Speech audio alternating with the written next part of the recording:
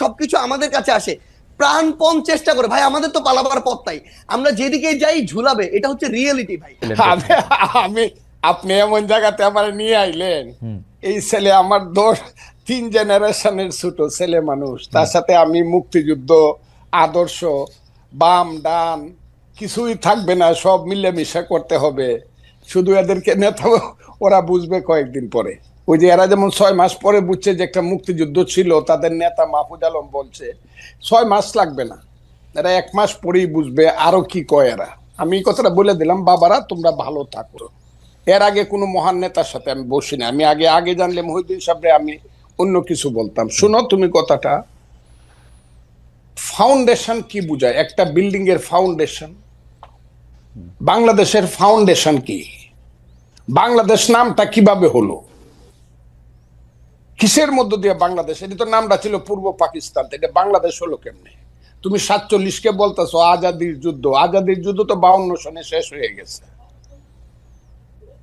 52 সনে আইসেই তো স্লোগান হয়ে গেল আমার মায়ের ভাষা কেড়ে নেওয়া যাবে না, যখন পাকিস্তানিরা পাঞ্জাবিরা আমাদের ভাষা কেড়ে নিতে চাইলো। মাত্র 5 বছরের মাথায় তো সব শেষ হয়ে গেল। এরপরে 52 থেকে যে তোমার সাথে কি বলবো, 69, 71, তোমার বাবার জন্ম কত সনে আমি জানি না, আরো পরে হবে, আমার চেয়ে ছোট হবে তোমার বাবা। তুমি একটা কথা মনে রাখবার চেষ্টা করো, ইতিহাস বাদ দিয়া বাংলাদেশের এই যে 62, 64, 66, 69, 71 বাদ দেয়া, শুধু তোমরা এসে একটা আন্দোলনে জয়লাভ করে ফেলছো এবং আন্দোলনের মাথায় তোমরা দাঁড়াইছো।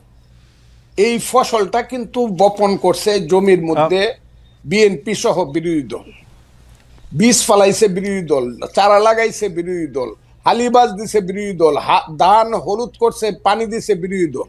তোমরা এসে 1 মাসে কাইটা দিছো, 1 মাসে কাইটা দিয়ে তোমরা মনে একটা ছোট প্রশ্ন করতে চাই। আপনি যাদেরকে বলতেছেন ওরা এসে কাইটা দিছে, ওরা না আসলে আপনারা কি কাটতে পারতেন? একদম একদম, হয়তো আরো 15 দিন পরে হইতো, আরো 1 মাস পরে হইতো, কিন্তু হতো না। কে বলছে? আমার সন্তানের মতো। আমি যখন ছাত্রলীগের প্রেসিডেন্ট 80 সনে, ওই সময় বুধ ও জন্মগ্রহণ করে নাই, আমি 80 সনে ছাত্রলীগের প্রেসিডেন্ট, 83 পর্যন্ত এরশাদ বিরুদ্ধে আন্দোলনের আমি প্রধান নেতা। যেদিন জয়নাল, জাফর, মুজাম্মেল, কাঞ্চন, দীপালি শাহ, আমি প্রধান নেতা, আমি একা বক্তৃতা করছি। এগুলো তো এদেরকে বলে লাভ নাই তো, এইসব কথা। তুফাইল আহমদরা কারা, শাহ মুয়াজ্জেমরা কারা, নূরে আলম সিদ্দিকা মুক্তিযুদ্ধ কারা করছে? এরা কি আন্দোলন সংগ্রাম করে এরা কি আন্দোলন করেই কইছে আমাকে মন্ত্রিসভায় নেও আর আমার কথায় রাষ্ট্র চলবো? এরা তো গিয়ে এখন গ্রামে গ্রামে বৈশা থাকে, ওই যে সমন্বয়কের নামে জেলায় জেলায় কি করতেছে তারা। এখন দল করবে, আমি তাদেরকে অভিনন্দন জানাই রাখলাম। বাবারা একটা দল করো, তোমাদের দল অনেক বড় হোক, সব মানুষ তোমাদেরকে ভোট দেখ, তোমরা মানুষের কাছে যাও, গিয়া তোমরা দেশ চালাও। কিন্তু আমাদেরকে নিয়ে, আমাদের মুক্তিযুদ্ধ নিয়ে কটাক্ষ করিয়া যা ইচ্ছা তা বলবা যে আমরা মাপ চাইতে হবে, এখন মুসলমানরা আল্লাহর কাছে মাপ চাইতে হবে, মুক্তিযুদ্ধের যে কথাটাও আমাদেরকে সহ্য করতে হবে, এবং এই কথার পিছনে জামাত ইসলাম নাই, এটা আমাকে ধরতে হবে। এটা কে বলছে? জামাত ইসলাম সব কিছুর পিছনে আছে, যেখানে তোমরা বলো শিবির আছে সমস্ত কিছুর পিছনে। তবে একটা কথা তোমাদেরকে বলি, এই দিন কিন্তু দিন না, this is not the last. এই মুভমেন্টে লাস্ট মুভমেন্ট না, কিন্তু এই গেমটা কিন্তু ফাইনাল গেম। তোমরা যেটা বলতেছো may not be final game in the history, এটা সেমিফাইনাল, ফার্স্ট রাউন্ডও হইতে পারে না। কিন্তু আপনি কি ওদেরকে বেনিফিট অফ ডাউট দিবেন? ওরা তো প্রত্যাহার করলো, এবং কেউ তো আজকেও হান্নান মাসুদ ওই লেখার কথা আপনি বলতেছে, আজকেও হান্নান মাসুদ বলতেছে যে ও শাস্তি দাবি করে, যে লেখক এই লেখা লিখছে, ও দাবি করে যে এডিটর এটা দেখা দেখে নাই সেটার। এটা তো ওর অবস্থান, অনেকেরও অবস্থা। কার কাছে দাবি করে? জামাতের কাছে। শাস্তি কি জামাতের মতো একটা মেথডিক্যাল দল, একটা ক্যাডার ভিত্তিক দল, তো 1 সেকেন্ড লাগে শাস্তি নিতে। জামাতের নিচে কতদিন হয়েছে? আপনি তো নিচে না তো, বরং জামাত শিবিরের সেক্রেটারি যে, আমি আপনাকে কি বলবো, সভাপতি যে যেভাবে আমি হেলালের সাথে তর্ক করছে, আজিজুল বাড়ি হেলালের সাথে, মুক্তিযুদ্ধ যে সঠিক ছিল না, এটা কি ছিল, এইসব কুকথা আকথা বা ওই যে কুযুক্তি, আমি তো এই ছেলেদের সাথে আলাপ করতে না না, রাজি না আপনি তো। ছেলেদের সাথে আলাপ করেন না, আপনার কথা বাংলাদেশের সবাই শুনতেছে, এই মুহূর্তে 13,000 জনের বেশি এতে লাইভ দেখতেছে। আপনি আমাকে একটা কথা বলেন, আপনি বাংলাদেশের একজন, মানে আমি কি বলবো, সবচেয়ে সাহসী মুক্তিযোদ্ধাদের একজন, মুক্তিযোদ্ধার একজন কমান্ডার। আমাদের যে 54 বছর পরে আইসা মুক্তিযুদ্ধের গুরুত্ব ওদেরকে বুঝাইতে হইতেছে, আপনি যাদেরকে 2 প্রজন্মের পরের, 3 প্রজন্মের পরে, আমারও 2 প্রজন্মের পরের যাদেরকে এটা বুঝাইতে হইতেছে, এর জন্য কি আমরা দায়ী না? আমরা মুক্তিযুদ্ধটাকে কোন জায়গায় নিয়ে গেছিলাম? আমরা সব জায়গায় 100% দায়ী। 54 বছরের মুক্তিযুদ্ধকে সবাই আপনি আমার ওই বক্তব্য শুনবেন। জি। আমি আমার সন্তানকে বলবো, ওই যে আমি বলছি যে প্রথম দিন থেকে মুক্তিযুদ্ধের ট্রেনটা ভুল লাইনে উঠছিল। শুনছেন আপনি আমার এই বক্তব্যটা? এটা আমি কারে বলছি? ফজলু ভাই, আমার একটা আফসোস কি জানেন, যেই কথা আপনি ধরেন 1972, 73, 74 সালে আপনি বলতেছেন, 30 বছর 35 বছরের একটা দুর্দণ্ড প্রতাপশালী যুবক, সেই কথাই যখন আবার ওরা বলে, ওর কাছাকাছি কথা বললে আপনি এটা সহ্য করতে পারতেছেন না, এটার কারণটা কি আসলে? না, ওরা তো মুক্তিযুদ্ধটাকে মাকে অস্বীকার করে। মাকে যে অস্বীকার করে সে সন্তান না। আমি তো মাকে অস্বীকার করি না। আমি বলি আমার মাকে ভুল পথে নেওয়া হয়েছে, আমি বলি সেইটা। আমি তো মাকে অস্বীকার করি না, তো মা অস্বীকার করে। তাই নাকি? আমি মুক্তিযুদ্ধ তো অস্বীকার করি না, আমি বলি মুক্তিযুদ্ধের ট্রেনটাকে ভুল পথে চালানো। আমি বলি তো সেইটা।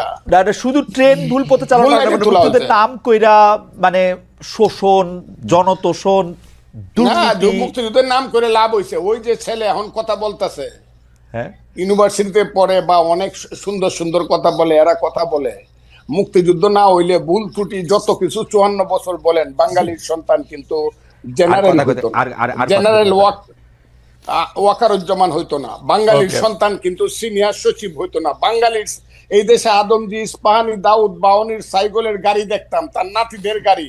আমাদের সেই ছেলে যে এখন ওদের যে নেতা হাসনাত আব্দুল্লাহ, আমি তাকে ধন্যবাদ দিব। সে বলছে আমি 4 কোটি টাকা দামের গাড়ি দৌড়াই। 4 কোটি টাকার গাড়ি বাঙালি ছেলেদের থাকতো না। আদমজির নাতি রোলস রয়েস গাড়ি আমাদের দেখতে হতো। মুক্তিযুদ্ধ হয়েছে বলেই বাঙালি বলতে পারে 36,000 কোটি টাকা চুরি করার মতো সুবিধা হয়েছে। না হইলে দাঁড়ায় দাঁড়ায় দেখতে হইতো পাঞ্জাবিরা কি করে দেশ লুট করে, আর আমাদের মেয়েদেরকে নিয়ে গিয়ে সুন্দর সুন্দর বাগনা বানায়।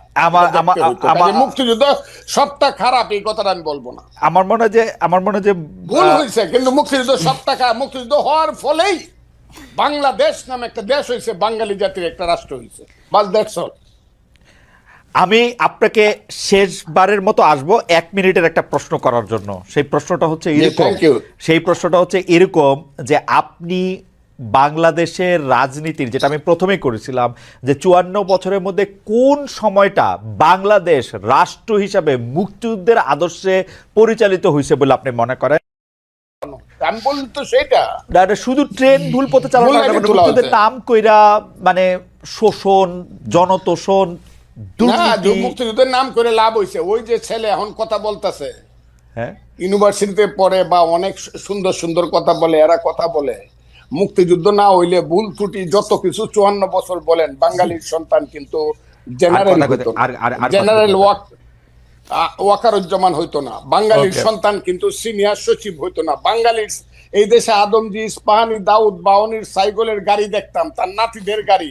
আমাদের সেই ছেলে যে এখন ওদের যে নেতা হাসনাত আব্দুল্লাহ, আমি তাকে ধন্যবাদ দিব। সে বলছে আমি 4 কোটি টাকা দামের গাড়ি দৌড়াই। 4 কোটি টাকার গাড়ি বাঙালি ছেলেদের থাকতো না। আদমজির নাতি রোলস রয়েস গাড়ি আমাদের দেখতে হতো। মুক্তিযুদ্ধ হয়েছে বলেই বাঙালি বলতে পারে 36,000 কোটি টাকা চুরি করার মতো সুবিধা হয়েছে। না হইলে দাঁড়ায় দাঁড়ায় দেখতে হইতো পাঞ্জাবিরা কি করে দেশ লুট করে, আর আমাদের মেয়েদেরকে নিয়ে গিয়ে সুন্দর সুন্দর বাগনা বানায়। মুক্তিযুদ্ধ সবটা খারাপ এই কথাটা আমি বলবো না। আমার মনে যে ভুল হয়েছে, কিন্তু মুক্তিযুদ্ধ সবটা খারাপ। মুক্তিযুদ্ধ হওয়ার ফলেই বাংলাদেশ নামে একটা দেশ হয়েছে, বাঙালি জাতির একটা রাষ্ট্র হয়েছে। বাস দ্যাটস অল। আমি আপনাকে শেষবারের মতো আসবো 1 মিনিটের একটা প্রশ্ন করার জন্য। সেই প্রশ্নটা হচ্ছে এরকম যে আপনি বাংলাদেশের রাজনীতির, যেটা আমি প্রথমেই করেছিলাম, যে 54 বছরের মধ্যে কোন সময়টা বাংলাদেশ রাষ্ট্র হিসাবে মুক্তিযুদ্ধের আদর্শে পরিচালিত হয়েছে বলে আপনি মনে করেন? সেই সময়টা হলো 10 এপ্রিল থেকে 16 ডিসেম্বর 1972 সন, মানে মোটামুটি ভাবে। হ্যাঁ, 10 এপ্রিল 1971 সাল থেকে 10 এপ্রিল 1971 সাল থেকে 71 না, 10 এপ্রিল 1972। মুক্তিযুদ্ধের পরের কথা বলছি আমি, ওকে, থেকে 4টা এবং আলটিমেটলি 16ই ডিসেম্বর পর্যন্ত মানে ওই পথে, মুক্তিযুদ্ধের পথে দেশটা চলছিল। কেন? তখন 309 ঘন্টা বিতর্ক করে বাংলার শ্রেষ্ঠ সন্তানেরা, আবারও বলছি বাংলার শ্রেষ্ঠ সন্তানেরা, আবারও বলছি বাংলার শ্রেষ্ঠ সন্তানের একটা সংবিধান করছিল, যেটা পৃথিবীর শ্রেষ্ঠ সংবিধানের একটা হিসাবে পরিগণিত হইতো। পরে এটা নষ্ট হয়েছে। এই সংবিধানটাকে আবার আমার মাসুদ বাবারা এইটা একদম ওইটা কি বলছে, কবর দিয়ে দিতে চায়। বিরোধিতা তো একটু এমনি করি না। এই শ্রেষ্ঠ ওই সময়টা 16 এর পর থেকে যা হয়েছে, 16 ডিসেম্বরের পরে 7ই মার্চ আসছে, 73 ভোট হয়েছে 39টা সিটে। ওই সরকারের আমলেই 39টা সিটে আমার মনে যায় এই ফজলু ভাইয়ের কথা শোনা খুবই, মানে কি বলবো, খুবই আকর্ষণীয়, খুব চমৎকার, শুনতে ইচ্ছা করে শুধু, কিন্তু সময় নাই, আমাদের শেষ করতে হতেছে। কিন্তু 72-এর সংবিধানটা আপনি সত্যি পৃথিবীর সর্বশ্রেষ্ঠ সংবিধানগুলির একটা মনে করেন? সর্বশ্রেষ্ঠ বলে নাই তো, সবচেয়ে ভালো সংবিধানগুলি, সবচেয়ে ভালো সংবিধানগুলি একটা না, শ্রেষ্ঠ সংবিধান এক। আচ্ছা, শ্রেষ্ঠ সংবিধানের একটা, ওই 70 অনুচ্ছেদ থাকা সত্ত্বে প্রধানমন্ত্রীর কাছে 70 অনুচ্ছেদ, আমি আপনাকে বলি 70 অনুচ্ছেদ তখন বাস্তবতায় তো এটা তো অনেক সময় লাগবে। 70 অনুচ্ছেদ তো হইলে 54 কে 55 কে 56 সনে ওই যে এমপি এমএলএ হইয়া ভোট কেনাকাটা করে যেভাবে প্রতি 24 ঘন্টা একবার সরকার বদল হইতো, সেই তিক্ত অভিজ্ঞতা থেকে কিন্তু 70 না, এটা আপনারা বলেন বহুবার, এটার বহু রকম রেমেডি সারা পৃথিবীতে আছে, আপনারা ওইটার দিকে আপনারা জান নাই। যাই হোক, আমার কাছে 70 আমি সমর্থন করি না।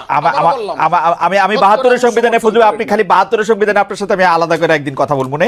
হাওয়েভার আপনি মানে একটু আপনার সাথে কথা বললে তো একটু প্রস্তুতি নিয়ে আসা উচিত, একটু সময়ও নিয়ে আসা উচিত। সেই জন্য আমি একটু প্রস্তুতি আর সময় নিয়ে 72-এর সংবিধানটা নিয়ে আপনার সাথে আপনি একদিন কথা বলবো না। কিন্তু ফজলু ভাই একদম চমৎকার ভাবে বলছেন যে উনি মনে করেন বাংলাদেশ মুক্তিযুদ্ধের চেতনার পথে ছিল হচ্ছে 1972 সালের 10ই এপ্রিল থেকে 4ঠা ডিসেম্বর পর্যন্ত, অর্থাৎ যতক্ষণ পর্যন্ত গণপরিষদ 16 ডিসেম্বর পর্যন্ত, 4টা নভেম্বর, হ্যাঁ 16 আপনি 16 ডিসেম্বর পর্যন্ত মনে করতেছেন, তাই তো? বলছি কারণ 16 ডিসেম্বরে গিয়ে এটা কার্যকরী হয়েছে। ওকে, 16 ডিসেম্বর পর্যন্ত কার্যকরী হচ্ছে, আর বাকি সময়টার ক্ষেত্রে তিনি সেটা মনে করেন না। আমরা একটু প্রশ্নটা একটু এক্সটেন্ড করি। আপনারা যে রাজনীতির মধ্যে দিয়ে যাইতেছেন, আমি বাংলাদেশের এই রাজনীতি দিয়া গত 30-32 বছর যতদিন পর্যন্ত এগুলো আমি অবজার্ভ করি, দেখছি যে আওয়ামী বিএনপি যে পথে হাঁটতেছে, আপনারা এই একই পথেই হাঁটতেছেন, ওইটারই আপনারা রাজনীতি মনে করতেছেন। গিয়ে এলাকার মানুষে বলবেন ব্রিজ বানাই দিবেন, রাস্তা বানাই দিবেন, কাউরে আপনি টাকা দিবেন, টেন্ডার দিবেন, সাহায্য দিবেন, কারো থেকে চাঁদা নিবেন, কাউরে চাঁদা দিবেন, একই সিস্টেম তো, মানে আপনারা তো আলাদা কিছু হইলেন না। একটা ভাই শোনেন, একটা জিনিস আপনাকে বলি, সবচেয়ে বড় কথাটা হচ্ছে আমি আপনার একটা কথার সাথে সম্পূর্ণ দ্বিমত করি, এবং এই কথাটা আমার কাছে মনে হয়েছে খুবই জেনারেলাইজড একটা কথা। আপনি একটা কথা যেটা রনি ভাইকে বলছেন যে আওয়ামী লীগের দেয়া ছাঁচে বৈষম্য বিরোধী ছাত্র আন্দোলন চলতেছে। ভাই একটা কথা আপনাকে স্পষ্ট করে বলি, সবচেয়ে বড় কথা হচ্ছে বৈষম্য বিরোধী ছাত্র আন্দোলন কোন একজন স্টুডেন্ট কোন একটা কাজ করছে, কোন একজন সাধারণ নাগরিক একটা কাজ করছে, বৈষম্য বিরোধী ছাত্র আন্দোলন নাম ভাঙায় করছে, সমন্বয়ক শব্দটা নাম ভাঙায় করছে, তার মানে সেই দায় এই বৈষম্য বিরোধী ছাত্র আন্দোলন নিবে, এটা কোনোদিন হইতে পারে না। আমরা আমাদের জায়গা থেকে সবচেয়ে বড় যে জিনিসটা দেখছি যে এই পুরো যে আপনি যে সিস্টেমটার কথা বলতেছেন, কালচারটার কথা বলতেছেন, এইটা বৈষম্য বিরোধী ছাত্র আন্দোলন বলতে আপনারা যাদেরকে চেনেন ফেস হিসেবে এই মানুষগুলো এটার জন্য সবচেয়ে বেশি স্ট্রাগল করে যাইতেছে। এই পুরো বাংলাদেশের নতুন যে সংস্কার প্রক্রিয়া, এটার জন্য সবচেয়ে বেশি স্ট্রাগল করে যাইতেছে। কোন জায়গাটা থেকে? আসলে এই যে বাংলাদেশে বিগত 16 বছরে এই যে একটা কালচার এস্টাবলিশ করে দেওয়া হয়েছে, মানুষের রন্ধ্রে রন্ধ্রে এই যে বিভিন্ন তোষামোদি, কালপ্রিটগিরি বিহেভিয়ার গুলো ঢুকে গেছে, এই যে বিভিন্ন রকম অপকর্মের সাথে জড়িত হওয়ার প্রবণতা ঢুকে গেছে, ব্যক্তি স্বার্থ এই যে চিন্তা করার যে প্রবণতা ঢুকে গেছে, মানুষ সামগ্রিকভাবে কালেকটিভলি এই জায়গাটা থেকে এখনো বের হইতে পারতেছে না।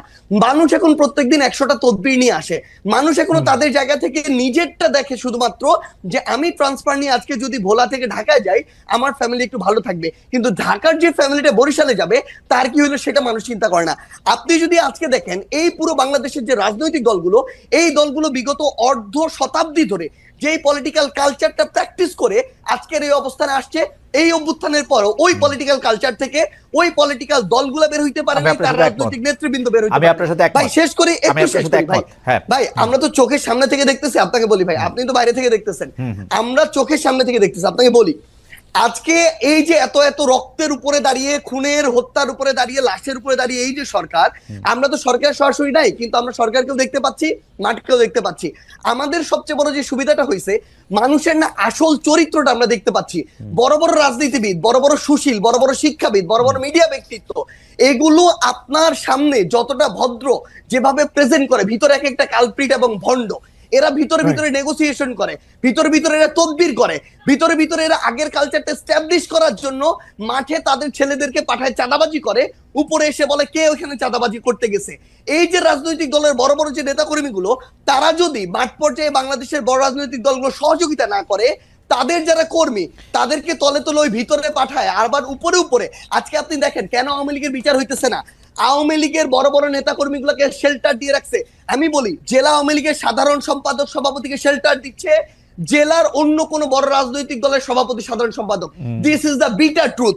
এই শেল্টার দিতেছে টাকার বিনিময়ে, এই শেল্টার দিতেছে ম্যান পাওয়ারের বিনিময়ে, অথবা এটা চিন্তা করতেছে আজকে থেকে 5-10 বছর পরে তার যদি খারাপ সময় আসে, সে তাকে শেল্টার দেবে। ভাই একটু জাস্ট ফিনিশিংটা দেন। আচ্ছা, ফিনিশিংটা দেন। তো সবচেয়ে বড় কথাটা হচ্ছে বৈষম্য বিরোধী ছাত্র আন্দোলন বলতে যে 3 জন ওইখানে সরকারি উপদেষ্টা কিংবা মাঠে যারা আছে, অ্যাকচুয়ালি যারা স্পিরিটটাকে ধারণ করে, ভাই 5 তারিখের পরে বৈষম্য বিরোধী ছাত্র আন্দোলন হইছে নতুন করে, এই সংখ্যাটা বেশি। তারা এই নাম ভাঙ্গায় খাইতেছে আরো বেশি। এবং এই মানুষগুলো থেকে শুরু করে অন্যান্য যারা আছে, তারা যদি তাদের জায়গা থেকে যেটুকু সহযোগিতা করা দরকার, এরা শেখ হাসিনার বিরুদ্ধে যেভাবে সহযোগিতা করছে, ওই সহযোগিতা যদি থাকতো, বাংলাদেশ 6 মাসে প্রত্যাশার চেয়ে বেশি পরিবর্তন হইতো।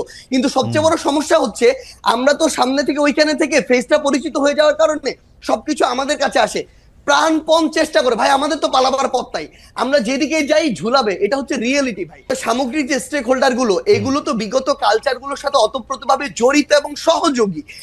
এরা যদি এই কালচার থেকে বের না হয়, বৈষম্য বিরোধী ছাত্র আন্দোলন বলতে যাদেরকে চেনেন বা যারা আছে, তারা তাদের জায়গা থেকে যতটুকুই কাজ করুক না কেন, ওই কাজগুলো আওয়ামী লীগের মতো করে হয়ে যাচ্ছে।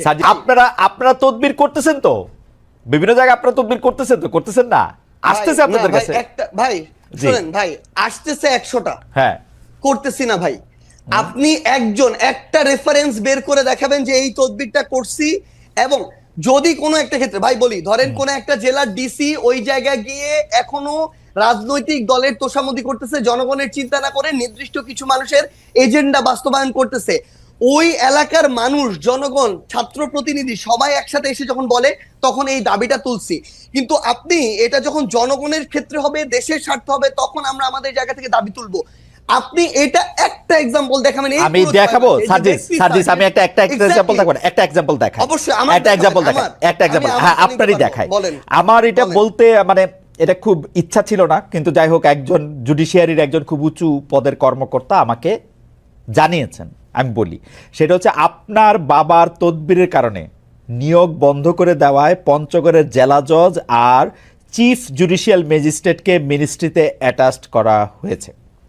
ভাই শোনেন, একটা কথা বলি, মানে এই যে মানে এটার চেয়ে বড় প্রোপাগান্ডা, এবং মানে আপনি শোনেন, জাস্ট একটা एग्जांपल, পুরো পঞ্চগড় জেলার যত মানুষ আছে তাদেরকে জিজ্ঞাসা করবেন, পুরো পঞ্চগড় জেলার বৈষম্য বিরোধী ছাত্র আন্দোলন আছে তাদেরকে জিজ্ঞাসা করবেন, পুরো পঞ্চগড় জেলার বৈষম্য বিরোধী ছাত্র আন্দোলন পুরো জেলা কোর্ট থেকে শুরু করে এভরিথিং ব্লক করে রাখছিল শুধু একটা কারণে, এই জেলা জজ এবং চিফ জুডিশিয়াল ম্যাজিস্ট্রেট তারা তাদের জায়গা থেকে একটা নিয়োগ প্রক্রিয়ার পরীক্ষার আগে তারা বিভিন্ন জায়গায় ম্যান সেট করে রাখছিল, এবং ওইখানে যারা পরীক্ষার্থী ছিল তাদের প্রতিবাদের মুখে পড়ে তারা পরীক্ষাটা পর্যন্ত বন্ধ করে দিতে বাধ্য হয়। এবং সবচেয়ে মজার বিষয় হচ্ছে, একটু অ্যাড করি ভাই, সবচেয়ে মজার বিষয় হচ্ছে, ওইখানে অ্যাপ্লাই করেছিল মনে করেন 2000 স্টুডেন্ট, তারা তাদের মতো করে বিভিন্ন এক্সকিউজ দিয়ে প্রায় অর্ধেক স্টুডেন্টকে পরীক্ষা দিতেই দেয় না, বাকিদেরকে দিয়েছিল। এবং এরপর এটা পর্যন্ত রেফারেন্স ওই স্টুডেন্টদের পরীক্ষার্থীদের কাছে চলে গিয়েছিল, বিভিন্ন পলিটিক্যাল দল তাদের জায়গা থেকে লিস্ট পাঠিয়েছিল। এবং এই চিফ জুডিশিয়াল ম্যাজিস্ট্রেট এবং জেলা জজ যিনি রয়েছেন, তারা বিগত সময়ে আওয়ামী লীগের সময়ে তারা ওই সময় যে আইন এবং বিচার মন্ত্রণালয়ের যিনি মন্ত্রী ছিলেন, তার লিস্ট দেখে দেখে পঞ্চগড়ে নিয়োগ দিয়েছে। এই অভিযোগগুলো এক করে পুরো পঞ্চগড় জেলার ওই পরীক্ষা যারা পরীক্ষার্থী তারা রাজপথে নেমেছিল, মানুষ নেমেছিল, বৈষম্যবিরোধী ছাত্র আন্দোলন নেমেছিল। কোন সিঙ্গেল একজন পার্সন যদি এটা বলতে পারে, ভাই আমিও বলতে পারি, খালেদ মহিউদ্দিন ভাই বিগত সময়ে এরকম অনেক কঠিন কঠিন টকশো করেছেন, কিন্তু তারপরও আওয়ামী লীগের বিরুদ্ধে কঠোর হন নাই। সাপোজ এটা এরকম আসতেছে, এই জন্য ভাই 100 কোটি টাকা পেয়েছিলেন, এটা আমি বললাম, কিন্তু এটা কোনদিন সত্য হইতে পারে না। আপনি সিঙ্গেল এরকম একটা দেখাবেন যে কেউ একজন বলবে যে আমাদের একটা রেফারেন্স ওই জায়গায় গিয়েছিল, যে কারণে আমরা এটা বাধা দিয়েছি। প্রথম কথা যে আপনারা এটা খুব ভালো করে জানেন, আপনারা কিন্তু রাজনৈতিক আন্দোলন করেন নাই রে ভাই, আপনারা কিন্তু রাজনৈতিক আন্দোলন করেন নাই, আপনারা চাকরি আন্দোলন করছেন। না ভাই, সবচেয়ে বড় শুনেন, আপনার কাছে অভিযোগটা আসছে, তারপর আপনি এটা সমাধান করলেন, ব্যাপারটা কি এরকম? না না না, আমার কাছে অভিযোগ কেন আসবে? আমার কাছে কোনো অভিযোগই আসে নাই। আমরা আমাদের জায়গা থেকে যে জিনিসটা দেখেছিলাম যে যখন পঞ্চগড় জেলার বৈষম্যবিরোধী ছাত্র আন্দোলন এই একটা মানে আগে থেকেই ঠিক করা নিয়োগ প্রক্রিয়ায় যাচ্ছিল, এবং তাদের আগের রেকর্ডগুলো এরকম যে বিভিন্ন রেফারেন্সে, বিভিন্ন সুপারিশে এবং অর্থ লেনদেনের মধ্য দিয়ে তারা নিয়োগ দিয়েছে। পুরো বৈষম্যবিরোধী ছাত্র আন্দোলন শুধু না, পুরো পঞ্চগড় জেলা জজ কোর্ট জানি, যত অ্যাডভোকেট আছে সবাই জানে যে তারা এগুলোর সাথে জড়িত। ভাই শেষ করি তো, তখন যখন তারা এই আন্দোলনে নামে, সেই জায়গার জেলা প্রশাসক থেকে শুরু করে জেলা পুলিশ সুপার এবং অন্যান্য যারা, ইভেন আইন এবং বিচার মন্ত্রণালয়ের যারা যিনি দায়িত্বে রয়েছেন সচিব হিসেবে বা অন্যান্য হিসেবে, তারা তাদের জায়গা থেকে এই বিষয়টি শুধু আমাকে বলেছিল যে এইটুকু যেন দেখা যায় যে স্টুডেন্টরা যেন ওখানে ভাঙচুর না করে বিচারিক প্রাঙ্গণে। সেই জায়গাটিতে আমরা আমাদের জায়গা থেকে বৈষম্যবিরোধী ছাত্র আন্দোলনকে বলেছিলাম তারা তাদের যৌক্তিক আন্দোলন চালিয়ে দেখ, কিন্তু তারা যেন কোনো ভাঙচুর প্রক্রিয়া না যায়, এইটুকু। এটা হচ্ছে প্রশাসনিক বিষয় ভাই, কিন্তু না ভাই, আমার মনে হয় যে একটা কথা অ্যাড করতে হবে ভাই, একটা কথা অ্যাড করতে হবে, সেটা হচ্ছে সবচেয়ে বড় বিষয় হইতেছে কি ভাই, কিছুদিন আগে আমি এরকম দেখছিলাম সোহরাওয়ার্দী মেডিকেলে একটা প্রেসক্রিপশনে লেখা সমন্বয়ক সার্জিস আলমের আত্মীয়, বাড়ি হচ্ছে নাটোর না পাবনা, এরকম কিছু একটা জায়গা। আমার 14 গোষ্ঠীতে ভাই এখানে কেউ নাই। এখন অল্প কিছু নাম যেহেতু সবাই জানে, এই নামগুলোকে বিভিন্ন ভাবে ব্যবহার করা হয়। যখন দেখতেছে তার প্রত্যাশিত কিছু একটা হচ্ছে না, তখন যাকে তার সন্দেহ হচ্ছে তার বিরুদ্ধে এরকম এলিগেশন দিয়ে দিচ্ছে। কিন্তু এটা যখন ভাই একটা জিনিস শুধু বলি, এটা যখন আপনি আপনার জায়গায় এরকম, আপনি ভাই আমাদের কাছে অনেক রেসপেক্টেড, একদম সোজা বাংলা কথা বলি ভাই, সো সেই জায়গায় যখন এরকম মানে এরকম একটা কথা চলে আসে, কেউ একজন বললো ওইটা এরকম একটা মেইন স্ট্রিম জায়গায় চলে আসে, এটা খুবই অপ্রত্যাশিত। আর আপনাকে যদি অফিসের কথা এবং এই কথাটা বলি ভাই, আমি আমার জেলায় এ পর্যন্ত 8000 কম্বল দিয়েছি ভাই। এই টাকাটা কোনো চাঁদার টাকা না। এই 8000 কম্বল আমি যদি ওই মানুষগুলোর সাথে যোগাযোগ করে না নিতাম, ওই মানুষগুলো অন্য কাউকে দিত। বাংলাদেশে এরকম অন্তত কয়েক হাজার মানুষ আছে যারা প্রত্যেক বছর 10-20 হাজার কম্বল বিভিন্ন জায়গায় দেয়। আমি এর মধ্যে মনে করেন 10 জন মানুষের খোঁজ পেয়েছি বা খুঁজে বের করেছি। আমি ওটাতে যাচ্ছি ভাই, আমি তাদেরকে বলেছি যে ভাই আমার পঞ্চগড়ে প্রচন্ড শীত, আপনি যদি আমাকেও 1000 দিতেন, আমি আমার মাধ্যমে বিতরণ করতাম, তাহলে ভালো হতো। তারা দিয়েছেন, এইটুকুই কম্বলের বিষয়। 2 নম্বরে আসেন ভাই রূপায়ণ টাওয়ারের বিষয়। ভাই একদম স্পষ্ট কথা বলি, বাংলাদেশের রাজনীতি করতে বিগত রাজনৈতিক দলগুলো যেই লেভেলের টাকা খরচ করার কালচার তৈরি করেছে, একদম মানে কালো টাকা দিয়ে, সেটা যদি কন্টিনিউ হয় আমাদের দ্বারা বাংলাদেশের রাজনীতি করা সম্ভব না, একদম ক্লিয়ারলি বলে দিলাম। আমরা আমাদের জায়গা থেকে ভাই একটা ফাউন্ডেশন করার প্রসেস অলমোস্ট শেষের দিকে। এই ফাউন্ডেশনে ওপেন ফান্ডিং হবে দেশের এবং দেশের বাইরের। আমরা আমাদের জায়গা থেকে আমাদের ম্যানিফেস্টো তুলে ধরবো পুরো পৃথিবীর মানুষের সামনে। আমরা যদি আমাদের রাইট ট্র্যাকে থাকি তারা ফান্ডিং করবে, যদি না থাকি তারা ফান্ডিং করবে না। এবং আপনি যে এই গাড়িটার কথা বলছেন ভাই, আমি আপনাকে বলি, আপনি যদি দেশে থাকতেন না, আপনি এতদিনে আমার অন্তত 5 দিন কল পাইতেন যে ভাই মহিউদ্দিন ভাই আপনার তো হচ্ছে 2টা গাড়ি আছে, আমাকে একটা গাড়ি একটু 3 দিনের জন্য দেন বা 1 দিনের জন্য দেন, ড্রাইভার এবং গাড়ি আপনার, তেলটা আমি দিব ভাই। আমি ভাই লিখে দিতে পারি, আপনি খালেদ মহিউদ্দিন ভাই আপনার 2টা গাড়ির মধ্যে একটা গাড়ি একদিনের জন্য আমাকে দিতেন। এরকম আমাদের বাংলাদেশে এই অভ্যুত্থান পরবর্তী সময় হাজার হাজার মানুষ আছে ভাই, যে 16 বছর পরে একটু হাত ছেড়ে নিঃশ্বাস নিচ্ছে। এই মানুষগুলোর ওই সামর্থ্যটুকু আছে। এই মানুষগুলো এখন লক্ষ লক্ষ কোটি কোটি টাকা তাদের উপরে যে